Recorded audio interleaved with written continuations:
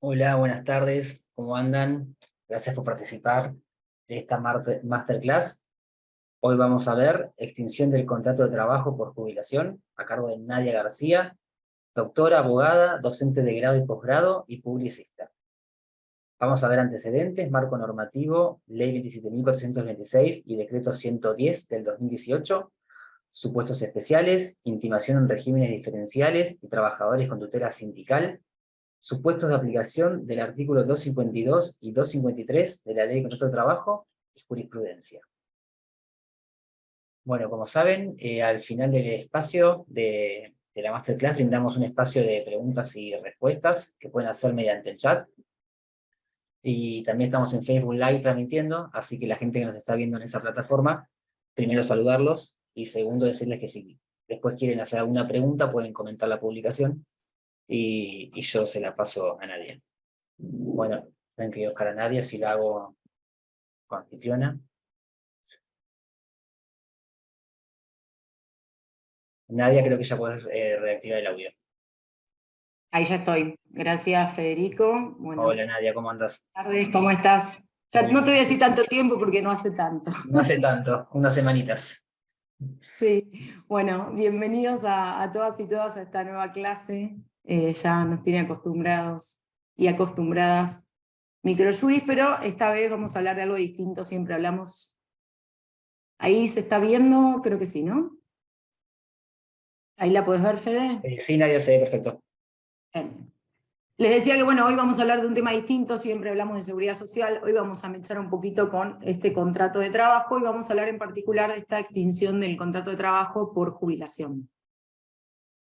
Si tuviéramos, no sé si ya estás grabando, ya está, ¿puedo empezar?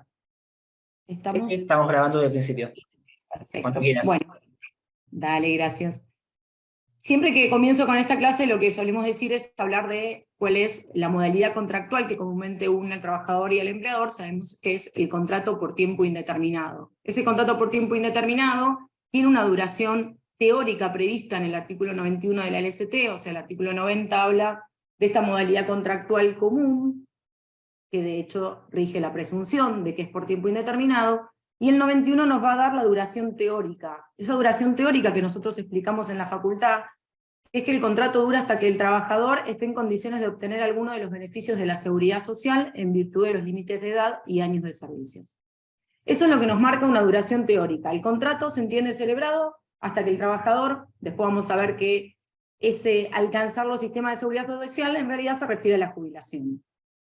Obviamente siempre que no medien alguna de las otras causales de extinción que no serían el modo normal de culminación de este contrato. En ese entendimiento, el artículo 252, previo a la reforma, establecía la posibilidad de este empleador de extinguir el contrato de trabajo cuando justamente el trabajador tenía los requisitos, y decía el antiguo 252, para obtener alguna de las prestaciones previstas en la ley 24.241, concepto ambiguo si lo sabía, que luego va a tener que ser aclarado. Pero en principio el 252 decía, cuando el trabajador reúna los requisitos para obtener alguno de los beneficios dispuestos en la ley 24.241, el empleador podía intimarlo, otorgándole la documentación necesaria. A partir de ese momento mantendría la vigencia del contrato hasta que el trabajador obtuviera el beneficio o hasta transcurrido el plazo máximo de un año. Producido alguno de esos dos eventos, el contrato se extinguía sin consecuencias indemnizatorias, y a su vez esa intimación implicaba la notificación del preaviso. ¿Qué problema ya nos iba a traer este 252? El primero es que hablaba de alguna de las prestaciones de la ley 24.241, y todos sabemos que la ley 24.241 no solo establece la jubilación, sino que establece otras prestaciones. El artículo 5 de este decreto va a decir no, solo va a poder intimar cuando este trabajador reúne los requisitos de la prestación básica universal. Acá vamos a comenzar nuestra serie de inconvenientes derivados de la remisión a esta prestación básica universal. Para quienes no lo saben, la prestación básica universal es una de las prestaciones que integra el haber de jubilación. Sin embargo, en virtud de esta unificación del sistema previsional con el régimen de capitalización, nos quedamos sin un nombre para nuestra prestación, no existe el nombre jubilación, y entonces todas las remisiones van a ser a la PBU, a la prestación básica universal. A su vez se va a aclarar que seguimos todavía en el texto anterior, en el que se refería a la vigencia de la 24241, y que entonces regía esta posibilidad del empleador de intimar al trabajador a los 65 años con los requisitos de la PBU. Entonces este decreto también va a aclarar que la mujer podía continuar hasta los 60 años, eso ya también lo había dicho la jurisprudencia. Sin embargo, seguía subsistiendo un inconveniente dado por la remisión a la PBU, que era la compensación por el exceso de edad.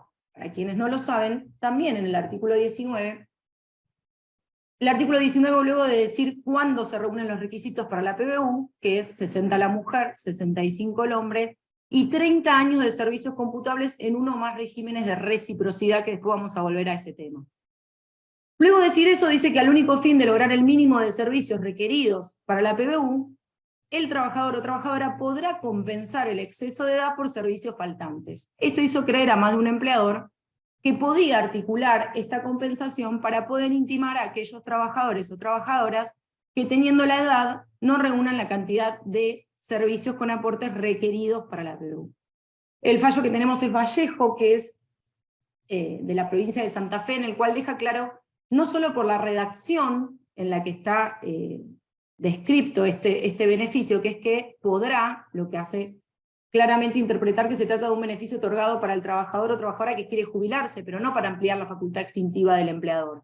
Y a eso debemos sumar algo que nos va a acompañar durante toda la charla, que la menor cantidad de años de servicios con aportes penaliza el cálculo del haber. El cómputo de la PCA y la PAP va a arrojar una jubilación inferior cuando yo tengo menos años de servicios.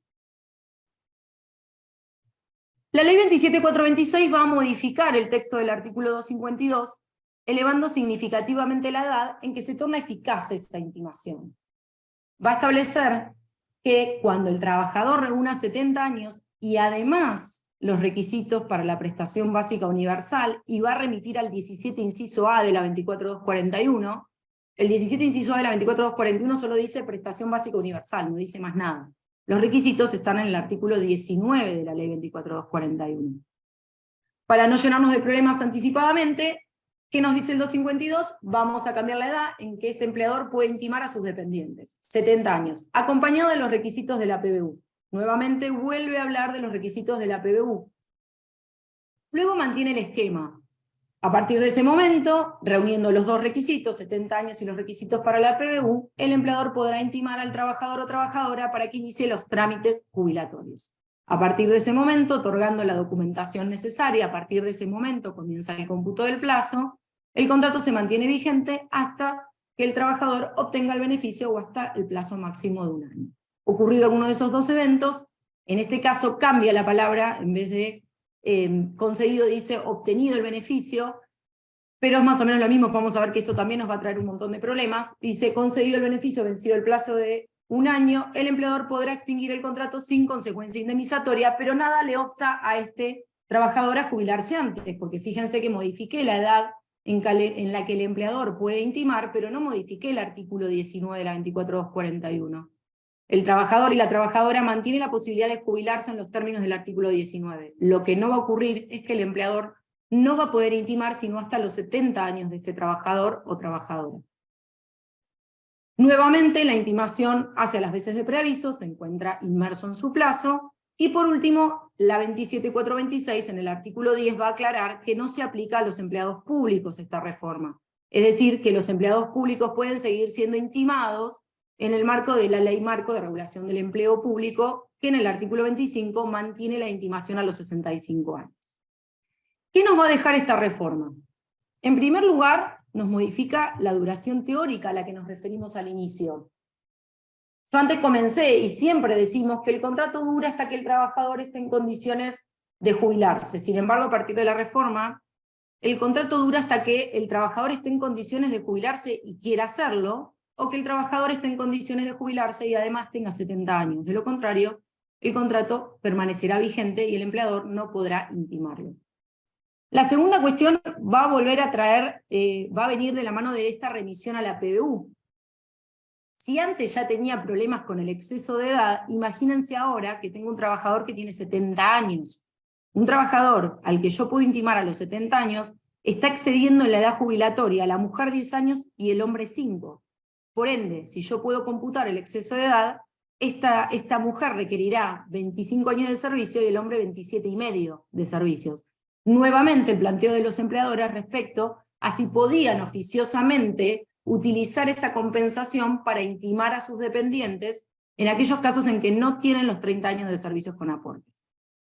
Adelantando la respuesta, entiendo que no, que seguimos aplicando el precedente Vallejos y además, y con más razón, que yo no puedo penalizar el haber, que es una facultad que se le otorga a los trabajadores y trabajadoras que quieren jubilarse y no la posibilidad de los empleadores de incrementar o ampliar esta facultad extintiva. Otra vez, nuevamente, la redacción del artículo 19 que habla de podrá. Cuando dice podrá, claramente está hablando del trabajador o trabajadora que quiera jubilarse, no del empleador que quiere extinguir. Es decir, que respecto al exceso de edad, entendemos que no puede ser utilizado por el empleador para efectuar dicha intimación. Es decir, que sostenemos que el empleador va a poder intimar cuando este trabajador tiene 70 años y 30 años de servicios con aportes. Sin embargo, volvemos a la remisión al artículo 19, computables, dicen algunos de los regímenes de reciprocidad. Y vamos a tener otro problema. Cuando yo hablo de reciprocidad, hablo de la relación existente entre las distintas cajas profesionales, provinciales, municipales. Yo acá me anoté solo para darles un dato de cuán complejo es esto, si en serio entiendo que el empleador podría hacer uso de esa reciprocidad, porque no estamos hablando del régimen previsional, sino que lo que intentamos dilucidar es si esta reciprocidad podría ser alegada por el empleador para intimar a su dependiente al cumplimiento de los 30 años. Tenemos un régimen nacional, que es el CIPA, que a su vez coexiste, como vamos a ver, con regímenes diferenciales. 6 regímenes especiales, 6 regímenes de retiro, 81 cajas profesionales provinciales, 13 cajas de empleadores públicos provinciales, 29 cajas de empleados públicos municipales, 21 cajas de empleados bancarios, 30 cajas complementarias. Todo esto coexiste en esta famosa reciprocidad. Si uno va al texto del artículo 19, pareciera que el empleador podría intimar haciendo uso para llegar a esos 30 años de esta reciprocidad. Lo que nos va a traer muchas dudas es el decreto 110 del 18.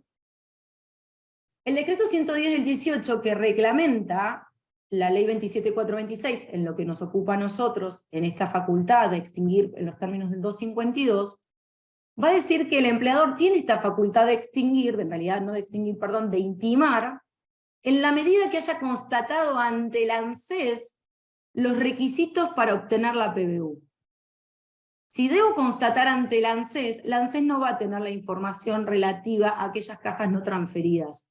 Por ende, no va a poder constatarse este derecho ante el ANSES.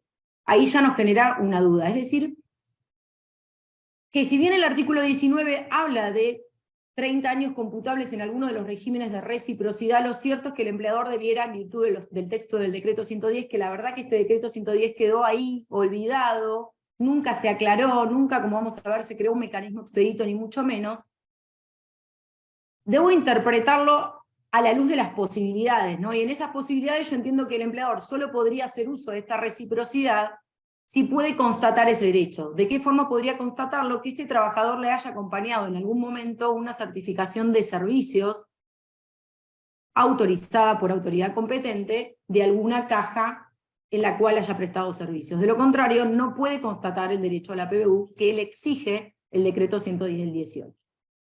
A fin de constatar el derecho que le asiste a la PBU, lo primero que nos debemos preguntar es cómo constata ese derecho.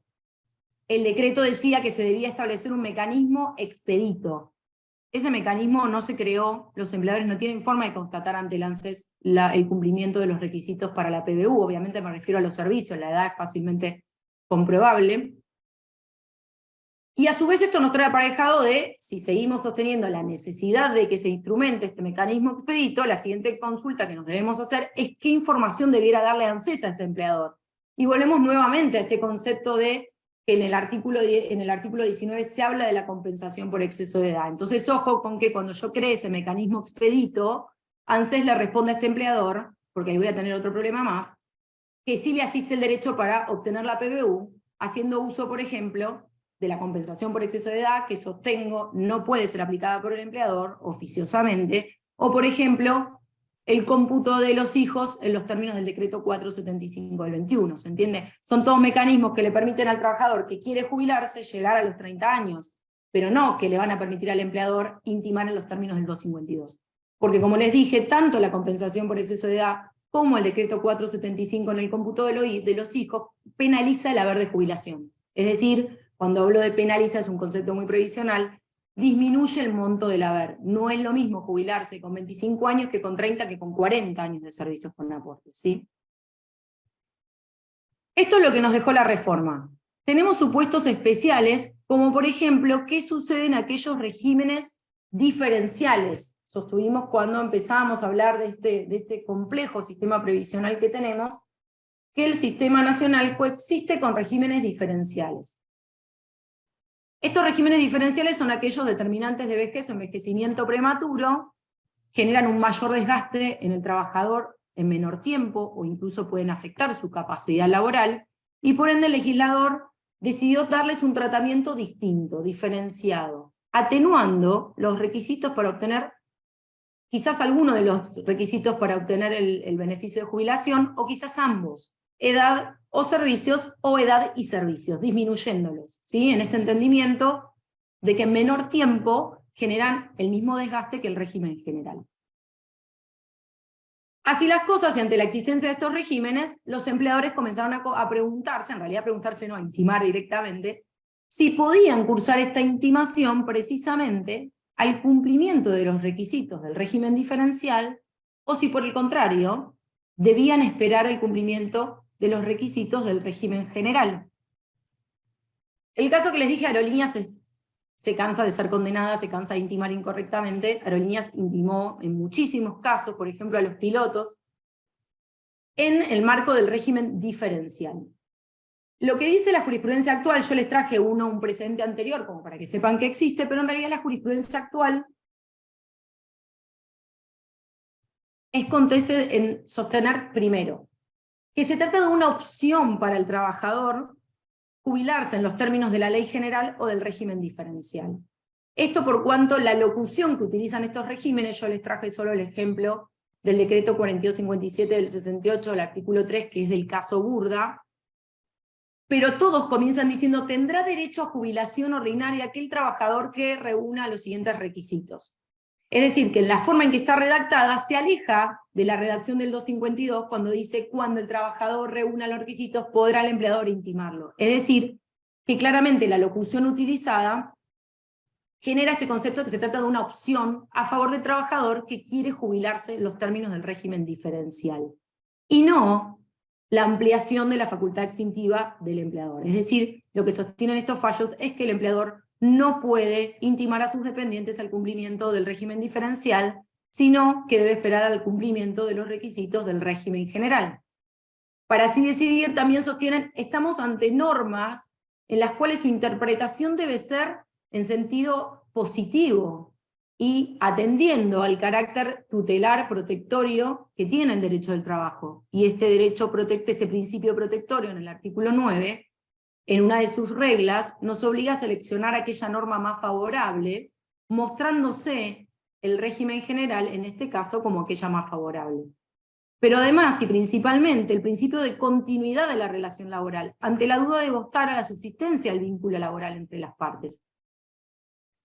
Hay algo que no mencionan los fallos, quizás porque no conocen justamente este mecanismo del régimen, de la coexistencia de los regímenes diferenciales con el régimen general, es que hay una razón más y que es fundamental, que yo ya se las vine mencionando.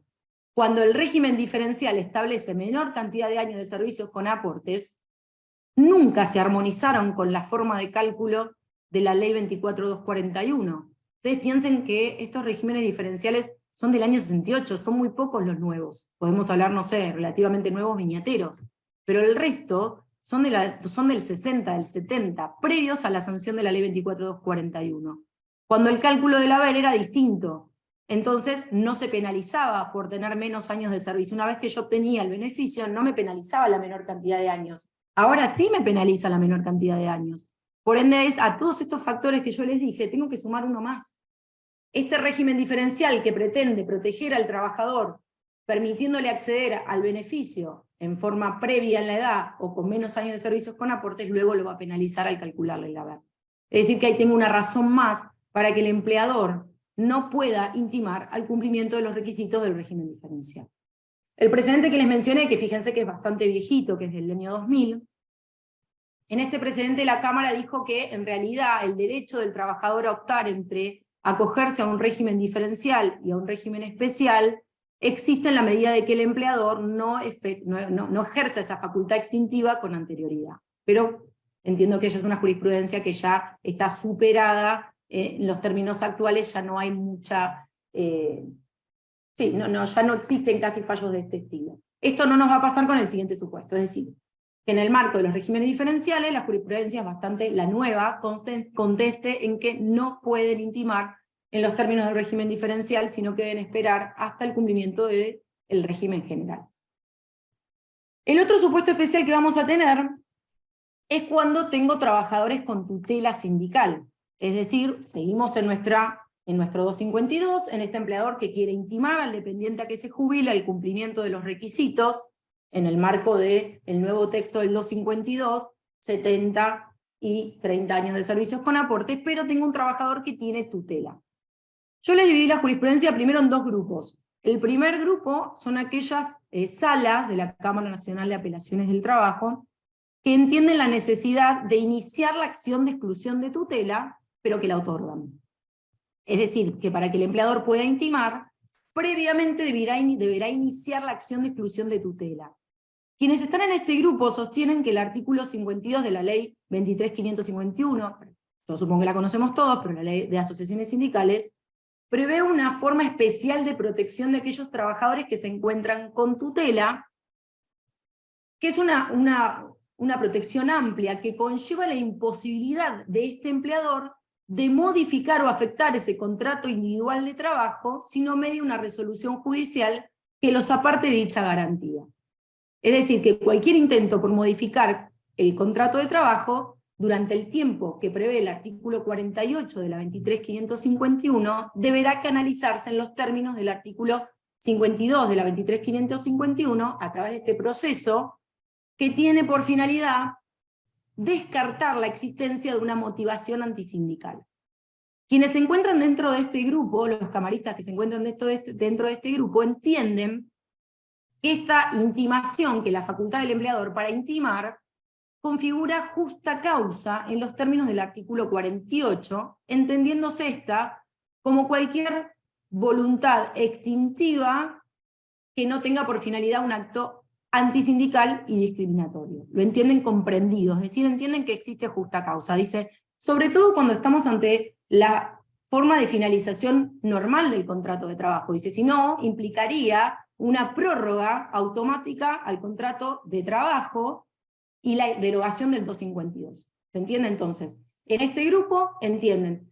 Esto no implica, dice, incluso alterar la libertad sindical, dice, porque tiene que iniciar la acción de exclusión de tutela, pero entiendo que es justificado otorgarla para que pueda efectuar la intimación. Este es el primer grupo. Dentro de este primer grupo, a su vez, hay dos subgrupos.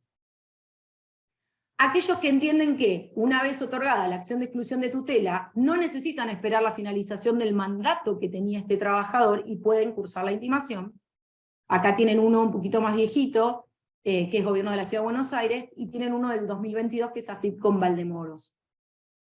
Sin embargo, en otro grupo, dentro de este grupo, están quienes sostienen, no, yo te hago lugar a la acción de exclusión de tutela. Dice, pero vos tenés que esperar hasta la finalización del mandato, a que este trabajador goce de todas las garantías que le otorga la protección especial de la ley 23.551, y recién ahí vas a poder cursar la intimación, una vez que respetaste todas las garantías que trae aparejada la tutela sindical. Pero este trabajador no podrá volverse a presentar a elecciones. Yo entiendo que es una justa composición, una justa equilibrio entre esta facultad extintiva del empleador y una garantía tan fuerte como lo es la tutela sindical. Es decir, otorgan la acción de exclusión de tutela, pero difieren respecto de a partir de cuándo puede cursarla. Puede cursarla según el fallo Mapa Virulana, Una vez que este trabajador culminó el mandato, agotó el año de reserva de puestos, del periodo de protección especial, y recién ahí el empleador va a poder cursar la intimación y este trabajador no podrá presentarse nuevamente a elecciones. Y el tercer fallo es para dejar claro que aún en este grupo tenés que hacer la acción de exclusión de tutela, de lo contrario, como sucedió en este caso, se ordenó la reinstalación de los trabajadores. En el segundo grupo están quienes desestiman la acción de exclusión de tutela. Dice, el hecho de que yo tenga un trabajador con tutela sindical me implica una prórroga automática del artículo 91 y pospone la facultad extintiva de este empleador. Acá les traje un ejemplo, pero hay varios, y básicamente los argumentos son, primero, no constituye justa causa en los términos del artículo 48 de la ley 23.551. Dice, la justa causa a la que refiere el artículo 48 refiere a una justa causa derivada del incumplimiento o inobservancia alguna de las obligaciones que derivan del contrato de trabajo, del convenio colectivo o del contrato individual. No para que el empleador pueda intimar para jubilarse. Dice, de lo contrario, este empleador podría inmiscuirse en la constitución de autoridades en clara violación con el principio de libertad sindical y autonomía sindical. Que además, estoy ante dos derechos en pugna. Por un lado, la facultad de este empleador de extinguir los contratos de trabajo cuando estos trabajadores están en condiciones de hacerlo, ya vimos que no cuando estén en condiciones de jubilarse por la reforma del 252, y por otro, un derecho que es jerárquicamente superior, que es la libertad sindical y la posibilidad de estos trabajadores de ejercer esta tutela en forma libre y garantizada. Por eso dice, ante estos dos derechos en pugna, claramente votar aquel que es jerárquicamente superior. Por ende, no otorgan la acción de exclusión de tutela. Y hay un tercer grupo que es un poco arriesgado, pero que sostiene, dice, en realidad no es necesaria la acción de exclusión de tutela, dice, porque en realidad la intimación para jubilarse interesa al propio trabajador, es un acto de mero trámite por parte del empleador, y que en definitiva le interesa al trabajador. Lo que no puede hacer el empleador, mientras exista el mandato vigente, es extinguir. Dice, pero sí podría efectuar la intimación a futuro, o sea, sería mapa virulana, pero sin acción de exclusión de tutela, ¿se entiende? Yo no me animaría, no lo haría sin acción de exclusión de tutela, pero se lo traje porque me pareció al menos novedoso. Esto en cuanto a los supuestos especiales, ¿sí? Ya vimos qué es lo que dice el 252 actualmente. El 252 actual, salvo lo que dijimos del empleo público, y que les pido que presten un poco de atención a algunos organismos que, bueno, hay organismos en la Argentina que se autoperciben públicos, pero que en realidad su forma societaria no lo es, y eso también va a traer un montón de cuestiones aparejadas. Pero vamos a hacerla simple. En el ámbito del contrato privado, el empleador va a tener que esperar hasta los 70 años, sumado a los 30 años de servicio con aporte, con todo lo que nos dejó la reforma en cuanto al exceso de edad, la reciprocidad.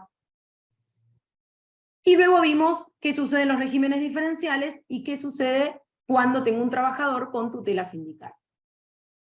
Algunas cuestiones que nos va a traer prácticas este 252.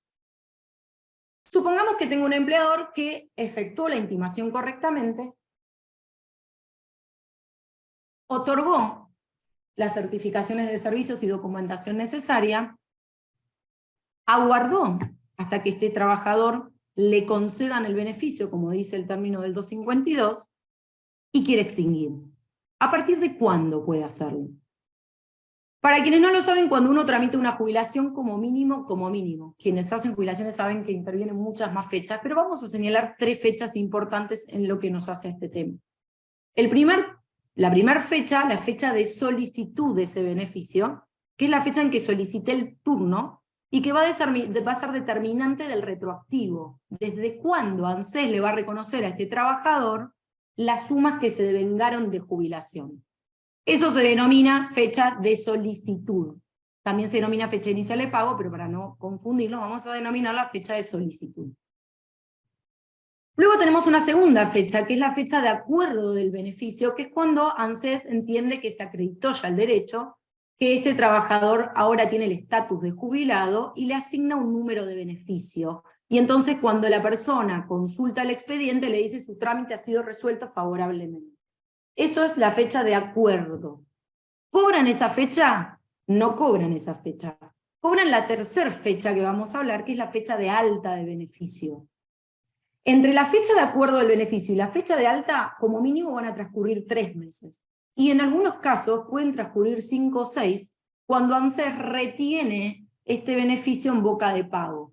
Es decir, que este trabajador jubilado no va todavía a percibir el beneficio. ¿Se entiende? Entonces, el punto es, de estas 3 fechas, ¿a cuál se refiere el 252? Yo soy empleador, tengo un trabajador que tenía sobrados años de aporte, al que tuve por más de 20 años, tengo constancia de que le asiste el derecho, lo intimo, inicia el expediente de jubilación y obtiene el beneficio. ¿Cuándo puedo extinguir? Yo hace tiempo había sostenido que había un error en la redacción del 252 y que claramente el empleador no podía extinguir en la fecha de acuerdo del beneficio, que es cuando este trabajador obtiene el estatus de jubilado, pero que no había cobrado. Porque claramente lo que viene a hacer el 252 es a regular el tránsito de este trabajador de su paso de la vida activa a la vida pasiva, garantizándole un ingreso de subsistencia, primero el trabajo y luego la jubilación. Y que en este traspaso lógico no se concibe que el trabajador esté un tiempo sin percibir ingresos, cuando en este supuesto ni siquiera había transcurrido el plazo de 1 año. Sin embargo, coincidíamos en que la redacción del 252 era como mínimo confusa. Y eso le pasó a, en realidad, Hidrovías S.A., que va a extinguir el contrato de Ruiz de Olano. Este trabajador había obtenido su beneficio y es despedido el 23 de octubre del 2017. El actor va a contestar la demanda y va a decir que en realidad él se notificó del otorgamiento del beneficio, por acá tenemos otro problema, ANSES no notifica, el 3 de noviembre del 17, y que además percibió el beneficio el 21 del 11 del 2017, que no había tenido fecha de alta, sino hasta noviembre del 2017. Es decir, que lo que se planteaba acá es justamente esto: ¿cuándo este empleador podía extinguir? ¿Podía extinguir cuando se concedió el beneficio o tenía que esperar que cobre el beneficio? Y lo que resuelve por mayoría el fallo es que el empleador despidió intempestiva e imprudentemente por cuestión de días, porque este trabajador todavía no se había juntado con estas sumas que, conforme lo ha dicho la Corte, son sustitutivas de la remuneración. Y que por ende, esta facultad y este derecho, por decirlo de alguna forma, que el 252 le otorga al empleador de extinguir sin consecuencia indemnizatoria, solo puede ocurrir cuando este trabajador goza efectivamente del beneficio de jubilación. Y esto no ocurre sino hasta que cobra. ¿Se entiende el supuesto? Es decir, que condenó a este empleador que había intimado correctamente, que había otorgado las certificaciones, que había esperado que le concedan el beneficio, al pago de la indemnización por antigüedad por más de 20 años y al daño moral.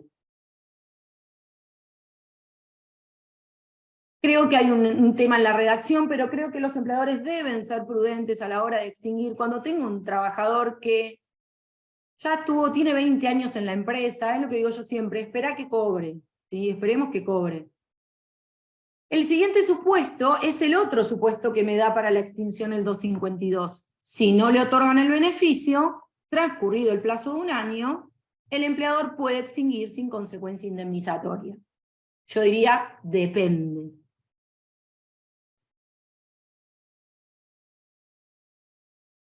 El caso que les traje es un caso muy particular, pero yo quiero dejarles la inquietud para que piensen la situación. Ya también hace tiempo yo sostuve que había algo en este traspaso entre la actividad y la pasividad que no estaba previsto, que era la inacción o la acción de un organismo ajeno a esta relación contractual, que puede ser ANSES en este caso, ¿sí? Y que esa acción o inacción era determinante de algo que sucedía en este contrato y del cual iba a derivar esta facultad del empleador de extinguir sin consecuencia indemnizatoria. Y entonces claramente yo tengo distintos supuestos. Yo puedo tener un trabajador que hace muy pocos años que trabaja con el empleador, pero que el empleador acreditó que tenía derecho a la jubilación y lo intimó, transcurrió el plazo del año y extinguió. Pongamos ese supuesto. Pero puedo tener otro supuesto, en el que a mí siempre me ha hecho mucho ruido la situación. Tengo un trabajador que hace 30 años trabaja para el mismo empleador, que sí, efectivamente el empleador lo intimó, inició el trámite, pero ANSES no se lo otorgó y transcurrió el plazo de un año. ¿Podemos hoy jurídicamente sostener que el empleador tiene una facultad para dejar a este empleador, perdón, a este trabajador sin ingresos, sin cobertura de salud, desconociendo el tiempo que este trabajador ha dedicado a la empresa? La Convención Interamericana de Protección de los Derechos Humanos de las Personas Mayores, que sostiene el supuesto de abandono que se configura claramente en este caso. Fíjense que incluso cuando yo hablo de qué derechos se contraponen, por un lado, la facultad del empleador de extinguir porque transcurrió un año. Por el otro, un derecho alimentario, constitucional y de preferente tutela, no solo porque es trabajador, sino porque es persona mayor, que dedicó su vida para el empleador y que en definitiva lo único que pretende es mantener su puesto de trabajo mientras el empleador aprovecha la prestación hasta obtener el beneficio de jubilación. Entonces a mí ya era un supuesto que me hacía mucho ruido y durante la pandemia vimos el caso. El caso es Expósito, como vamos de tiempo. Expósito Ricardo nuevamente con Aerolíneas Argentinas sobre medida cautelar. Lo que le sucede a Expósito es que lo intiman en agosto del 2019, antes de la pandemia, le otorgan las certificaciones, él inicia el trámite en noviembre del 19, pero en el 2020 se declara el aislamiento social preventivo y obligatorio que afectó la actividad de la Administración Nacional de Seguridad Social, sobre todo durante los primeros meses. Este trabajador, ante la inminencia del cumplimiento del plazo de un año, va a iniciar una acción con medida cautelar para que se lo mantenga en su puesto de trabajo. La primera instancia va a rechazar el pedido de este trabajador, sostiene que primero no estaba acreditada la inacción del organismo previsional, cuando la inacción en realidad estaba demostrada por el simple hecho de que no lo habían jubilado, y además que no era una actitud imputable al empleador. Entre el fallo de primera instancia y el de Cámara se produce la baja de este trabajador, por lo cual la Cámara, en un fallo dividido, va a ordenar la reinstalación de este trabajador, revocando el fallo de primera instancia, y lo va a reinstalar hasta el efectivo goce del beneficio. Para decidir así, obviamente, va a sostener que si bien no es imputable al empleador, tampoco es imputable al trabajador, y es el sujeto de preferente tutela en el medio de una pandemia mundial, en la cual se quedaba sin empleo, sin ingresos, sin cobertura de salud, y sin respuestas del organismo que se las tenía que dar. Mientras que del otro lado, teníamos un empleador que iba a mantener un puesto de trabajo mientras aprovechaba de la prestación de este trabajador. Y entonces, este fallo nos da un puntapié en el que válidamente nos podríamos preguntar, porque existen, y seguramente los tienen, un sinnúmero de situaciones en las que ANSES demora muchísimo la tramitación. Hoy son los menos casos, pero cuando tengo un trabajador que tiene muchísimas verificaciones, podría ocurrir. ¿Sí? Estas son todas cuestiones prácticas que se dan del tema de esta aplicación del 252. El tercer supuesto, y acá le vamos a dar una venia al empleador para que no sean todas al revés, es el empleador que intimó, otorgó las certificaciones y aguardó a que le otorguen el beneficio. Y entonces le otorgan el beneficio, pero este trabajador, quizás tampoco el trabajador se notificó, se enteró, porque ANSES muchas veces no lo notifica, este trabajador no se notificó, o sí, pero no dijo nada, el empleador no se enteró y transcurre el tiempo posterior al otorgamiento de este beneficio, que va a provocar, como vamos a ver después en el 253, que empiece a acumular antigüedad posterior al cese. Después vamos a ir con este concepto en el 253. Y entonces tengo muchas consultas de empleadores que me dicen, bueno, pero ¿yo qué tengo que hacer ahora?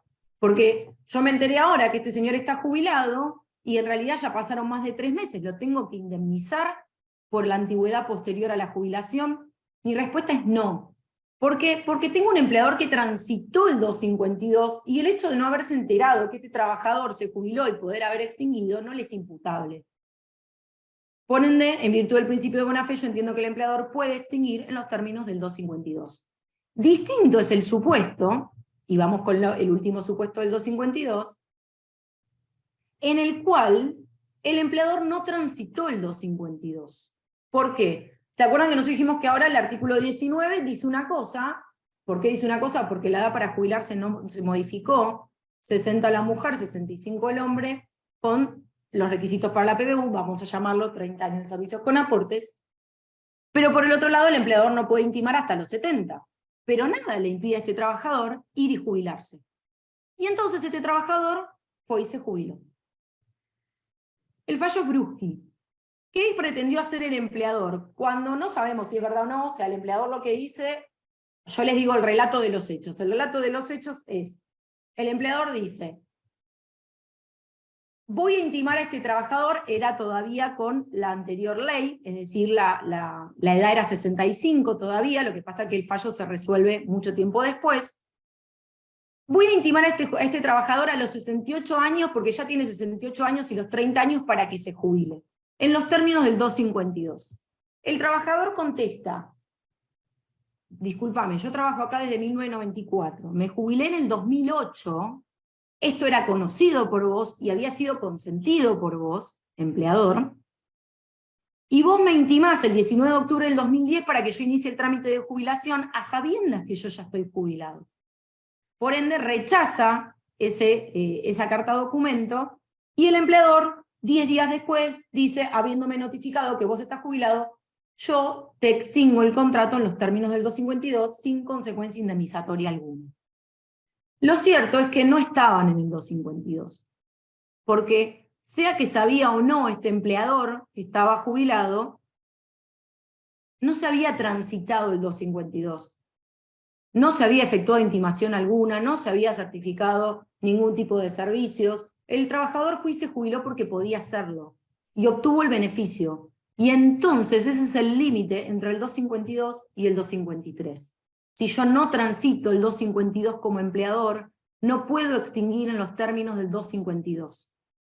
Si tengo un trabajador que fue y se jubiló, lo que debo hacer es transitar el 253. Un trabajador jubilado, que ahora lo vamos a ver, ¿sí?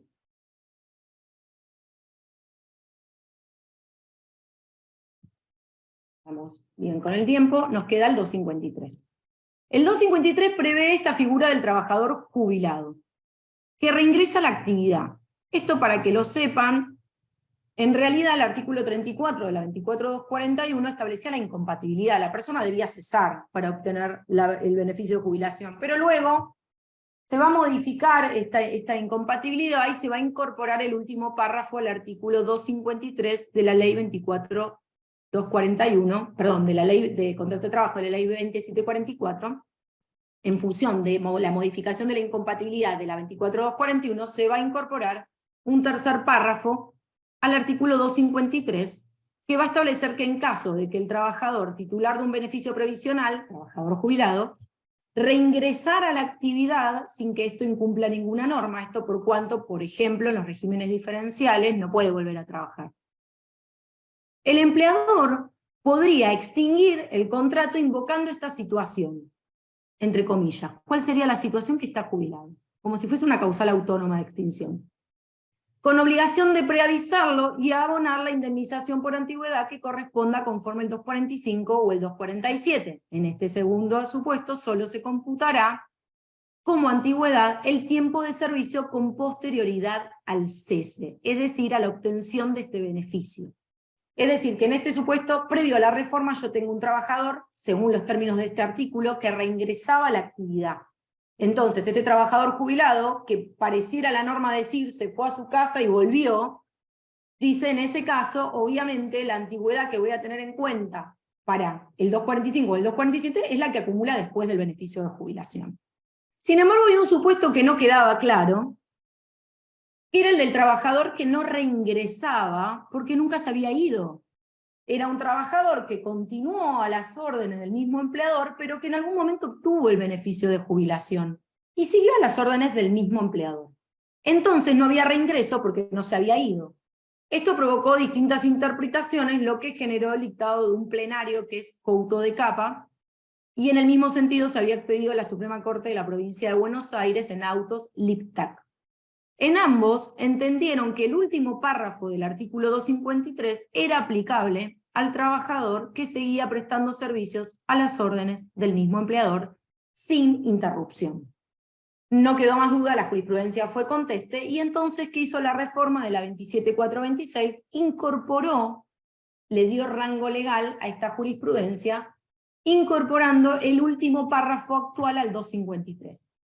Lo dicho también es aplicable al trabajador que sigue prestando servicios sin interrupción a las órdenes del mismo empleador, considerándose el acuerdo de la prestación como inicio del cómputo de la antigüedad posterior al cese. Es decir, que ahora no quedan dudas, este trabajador que obtiene el beneficio de jubilación genera un nuevo cómputo de la antigüedad. ¿A qué efectos?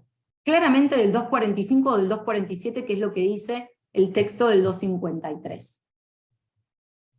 Algunas cuestiones que nos va a dejar la reforma. Nuevamente, ANSES debía establecer un mecanismo expedito para que el empleador se notifique de la resolución que otorgaba el beneficio. No tenemos ninguna comunicación electrónica, ni mucho menos. Sabemos que si el empleador va, incluso en aquellos casos en que acredita personería, que justifica que es el empleador, ANSES no le da ningún tipo de información.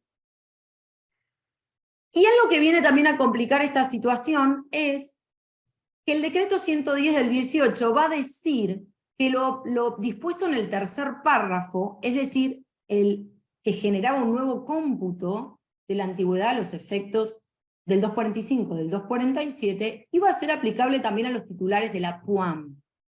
La PUAM es la pensión universal al adulto mayor, es una prestación no contributiva que nada tiene que ver con este carácter sustitutivo que la jubilación tiene que tener respecto de la remuneración.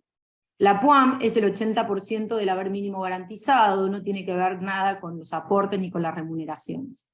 Y esto nos generó un sinfín de problemas porque originalmente cuando se crea la PUAM, desde julio del 2016, era compatible con la actividad en relación de dependencia.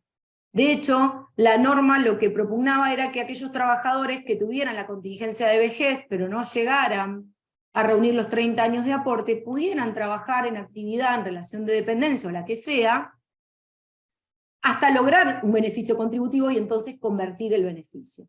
Sin embargo, así como quien no quiere la cosa, en febrero del 18, el decreto 110 del 18 dice, extingue el contrato de trabajo en los mismos términos que una jubilación común y le es aplicable el último párrafo del 253, cuando todavía eran compatibles.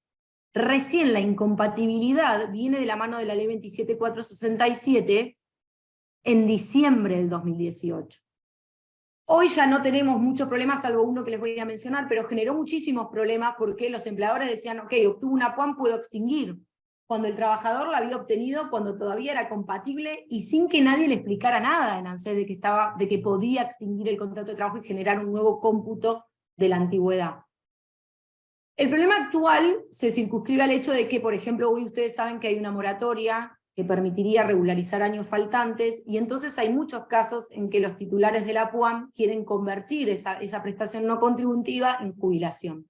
Y que en muchos casos quieren utilizar el tiempo que trabajaron paralelamente entre la PUAM y la actividad en relación de dependencia, por ejemplo, cuando era compatible. Sin embargo, ANSES sostiene que es incompatible y bueno, y todavía la realidad es que no está resuelto este inconveniente.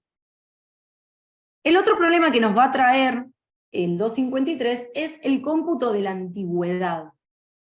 No quedan dudas que a partir de la reforma de la 27426, y tampoco quedan dudas antes, en virtud de que la jurisprudencia era uniforme, el hecho de que este trabajador obtenga el beneficio de jubilación genera un nuevo cómputo de la antigüedad a los efectos extintivos, pero no al resto de los efectos de la ley de contrato de trabajo. Y esto surge claramente del artículo 18, que establece que en los sucesivos contratos de cualquier tipo, para considerar los derechos que tienen en cuenta la antigüedad, se considerará la primer contratación, la primer vinculación con este empleador.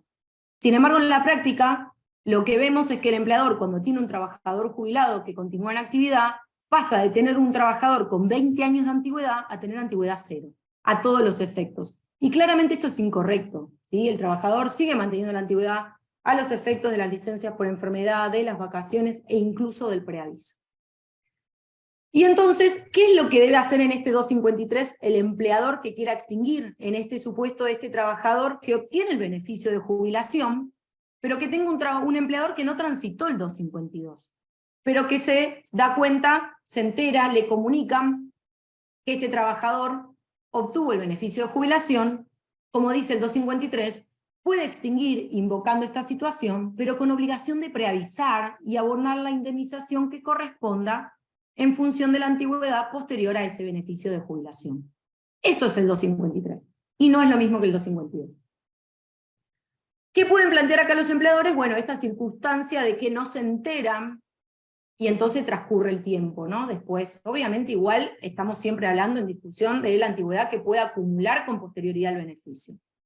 ¿Hay una obligación del trabajador de comunicar? Sí la hay. En la ley 24241, en el artículo 13, inciso A, apartado 2, establece la obligación de los trabajadores de comunicar al empleador cuando adquieran el carácter de jubilado.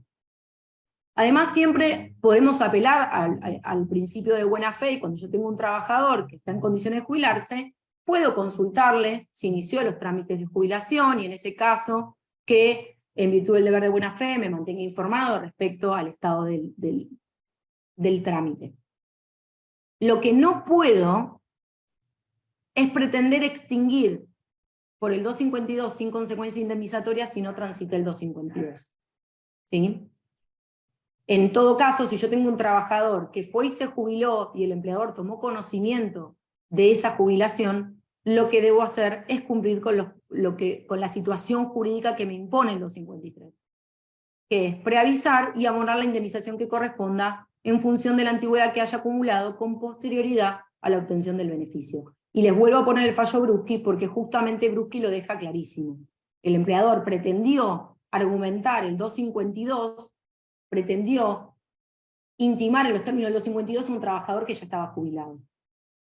Y entonces no es el supuesto, y lo que le deja claro la Cámara es, estás en el 253, tendrías que haber preavisado y tenés que abonar la indemnización que hubiera acumulado con posterioridad a la obtención de ese beneficio previsional.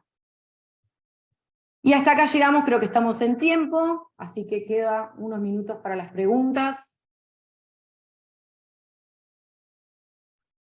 Gracias, Nadia. Sí, como decís, No, vos. habilitamos las preguntas, los que quieran hacer. Igual vi el chat que ya estuvieron escribiendo bastante. Ay. Voy a ir subiendo. Acá preguntan, fue a los 20 minutos de iniciada la charla igual. Cuando se tiene que presentar cese en un expediente de jubilación de la construcción, ¿el trabajador tiene que presentar renuncia o cómo es? No, pero en eso tiene cese condicionado. En la mayoría de las actividades preferenciales puede ir con cese condicionado. Bien. Diego Mancuello pregunta, buenas tardes, ¿sabe cuál es la doctrina de la Suprema Corte de la Provincia de Buenos Aires respecto a los trabajadores que gozan de tutela? No, sabés que no sé en la provincia de Buenos Aires. Como yo hago capital, la verdad que no sé respecto a tutela. Okay. Vieron incluso algunas provincias, pero les traje alguno que tenga alguna particularidad. En la provincia la verdad que no sé. Ok. Me voy a fijar en Facebook, ahí te están poniendo 1.000.000 de gracias, clarísimo doctora, muchas gracias. Acá hay una pregunta de Anabel. En el caso de un trabajador agrario, para poder darle fecha y avance al cobro de su jubilación, solicito certificado de baja antes que el empleador le dé la baja. Seguía en... no entendí bien la pregunta igual. No, yo tampoco. No, porque estoy sin escrito igual. Por ahí se le cortó. Sí. Anabel, si podés reformular la pregunta o si querés, te puedo dar audio, avísame. A ver en Facebook.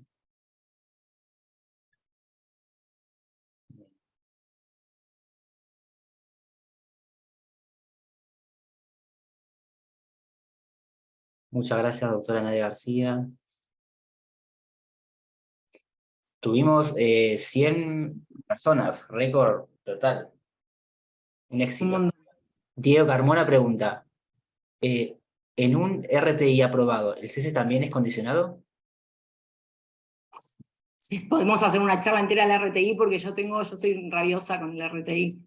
El retiro por invalidez tiene un grave problema, que es que todos saben que comienza como transitorio el retiro por invalidez. Entonces ustedes tramitan el retiro por invalidez, porque tienen un trabajador que tiene una incapacidad física o intelectual superior al 66%, una vez que lo tramitan y que está otorgado, entonces le va a pedir la baja. ¿Sí? Pero nadie le explica a este trabajador que ese retiro es transitorio, y que lo que va a ocurrir es que lo van a volver a citar, y quizás ese retiro puede ser revocado. Y este trabajador se quedó sin trabajo y se quedó sin el retiro. Porque no se encuentra prevista en la ley de contrato de trabajo, y yo lo tengo escrito, ninguna licencia que prevea esta situación. Fíjense que tenemos licencia hasta para ocupar cargos jerárquicos en una asociación sindical, para tutela sindical. Sin embargo, este supuesto en el que tengo un trabajador incapacitado para el trabajo, de preferente tutela, no la tengo. No la tengo. Lamentablemente van a tener que ser los abogados quienes le expliquen a este trabajador el riesgo de obtener ese retiro, salvo que tengan un caso que tengan, no sé, una incapacidad del 100%, pero en muchos casos, que es lo que yo en mayor medida veo, cuando están sometidos a algún tratamiento, por ejemplo diálisis, el hecho de que estén en diálisis les genera un incremento del porcentaje. Pero puede ser que pese a la patología que tenga, cuando van a la siguiente revisión de la comisión médica ya no estén en diálisis, y ahí es donde ya no da más 66%. Y ahí la comisión va a revocar el beneficio, y por más que ustedes inicien la acción con medida cautelar, lo cierto es que este trabajador va a pasar un montón de tiempo sin percibir ninguno de los dos ingresos. Gracias, Nadia, por la respuesta. Recuerden, yo no quiero mezclar, recuerden que es otro supuesto, recuerden que ahí no estamos en la facultad de intimación, ni mucho menos, es otro supuesto que no tiene nada que ver con la clase de hoy. Yo lo contesté para contestarle al colega. Sí. Bien. Sigo con las preguntas que aparecieron un par. Lucila Vivino pregunta, en caso de docentes que presentan renuncia condicionada para poder iniciar jubilación, ¿presenta renuncia definitiva? ¿Cómo? Sí, no, eso te iba a decir, que siempre tienen cese condicionado los regímenes especiales. Salvo el tema de magistrados ahora con la reforma. Ok. Y la pregunta sigue, ¿presenta renuncia definitiva a fecha de obtención del beneficio o deben esperar a cobrar y poner fecha de pago en el telegrama? Mira, hoy normalmente comunica incluso ANSES. En esos casos ANSES está comunicando la obtención del beneficio y automáticamente le dan la baja. Le dan la baja porque es como que tienen que coordinar el cese definitivo, porque como es un cese condicionado y a la trabajadora o al trabajador le pagan hasta que se produce el alta del beneficio, es como que es algo medio coordinado, o sea, es coordinado. Bueno, leo esta que es un caso un poco práctico. Mi mamá con 63 fue intimada por su empleador para que presente su inicio de jubilación ante una UDAI. Luego, cuando salió favorable, después de un año, exigieron que firme la renuncia. En ese caso, ella tenía derecho a quedarse hasta los 70, aún habiendo tenido los años de aportes, que son 44. Primera pregunta, ¿cuándo fue la intimación? Porque así sabemos si estamos ante el anterior texto del 252 o el nuevo. Recordemos que esta reforma viene de la mano de la 27426, que es 2018. O sea que primero debería saber cuándo fue la intimación. Y segunda pregunta, si estamos dentro del marco de la ley de contrato de trabajo, o sea, no es un empleo público. Si esas dos respuestas son afirmativas, o sea, es después del 2018, y sí, tengo un trabajador de la actividad privada, claramente debería haber respondido a ese telegrama que optaba por continuar trabajando en los términos del artículo 252 con la reforma de la 27426 y que se abstenga de seguir intimando bajo percibimiento de considerar acoso laboral. Bien. Roxana Pino dice, no me quedó claro el tema de la antigüedad si después de jubilado sigue trabajando. ¿Conserva los derechos y respecto al ítem antigüedad se sigue pagando? Para mí sí, es mi opinión y justificada en el artículo 18 de la LSTA, además de todos los tratados internacionales. Ustedes piensen que es casi hasta, dejemos de lado el derecho, es ilógico, si el empleador mantiene un trabajador luego de la jubilación, es porque necesita esa antigüedad. Y entonces, ok, a los efectos indemnizatorios la pierde, ¿por qué? Porque la usa para la jubilación, perfecto. Ahora, al resto de los efectos, no pierde la antigüedad. O sea, piensen lo loco que sería que yo tenga un trabajador con 30 años de antigüedad, el otro día que tiene la jubilación, señor, usted no tiene vacaciones porque tiene antigüedad 0. Usted no tiene derecho, o sea, licencia por la enfermedad y no, tiene menos de 5 años. Vacaciones también, tiene vacaciones, o sea, es ilógico. Pero además, y jurídicamente el 18 es muy claro. En cualquier situación en la que, aun cuando yo considere que esa jubilación implica un nuevo contrato, como sostienen muchos laboralistas, el 18 es claro. en todos aquellos casos en que se devengan derechos en función de la antigüedad, tengo que tener en cuenta la primera vinculación con el empleador. La primera es la primera. O sea, para mí, y aparte la acción del 253, es claro, es a los efectos del 245 o del 247, es decir, a los efectos indemnizatorios. Entonces, para mí, rubro de antigüedad, derechos que se le asignen, todos se los tienen que pagar, se los tienen que reconocer. Pero reconozco que hay laboralistas que sostienen que no. Claro. Acá otra pregunta relacionada también con lo de los 70 años, que ya la vimos hace 2 preguntas. Roxana también pregunta, una trabajadora con 65 años y 40 de aportes, no quiere iniciar los trámites jubilatorios. ¿El empleador tiene que esperar hasta los 70 años? ¿No hay ninguna alternativa? Tiene que esperar, salvo que ella quiera jubilarse. Ahí no hay ningún problema. Claro. Ahora, siempre son los 2 requisitos, por eso los empleadores cuestionaron tanto esta reforma, ¿no? Porque la realidad es que no se supo cuál era la finalidad, ¿no? Porque,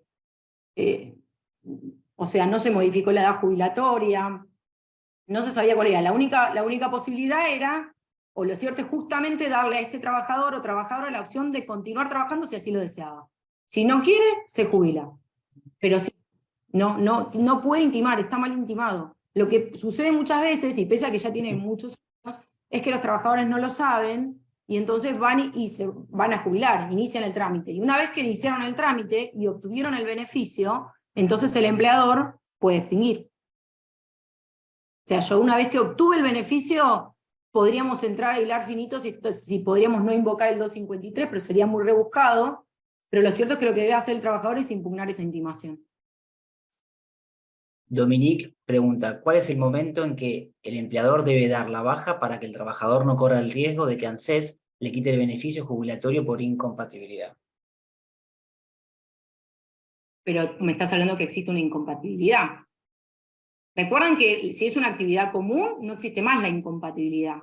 El trabajador puede seguir trabajando, el empleador lo registra como trabajador jubilado, por lo cual se modifican los aportes y contribuciones y se terminó, no hay incompatibilidad.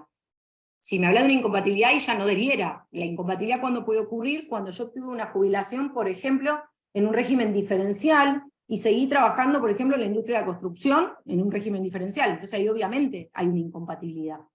¿Sí? Pero es un caso, por eso les digo, si estoy ante un trabajador común de una actividad general, no actividad diferencial, no hay incompatibilidad.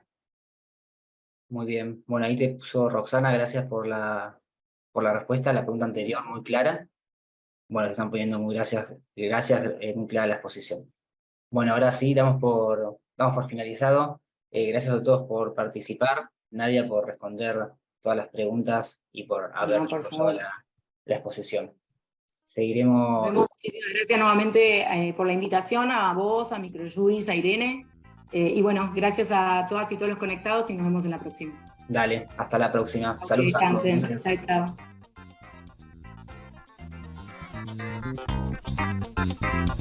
chao.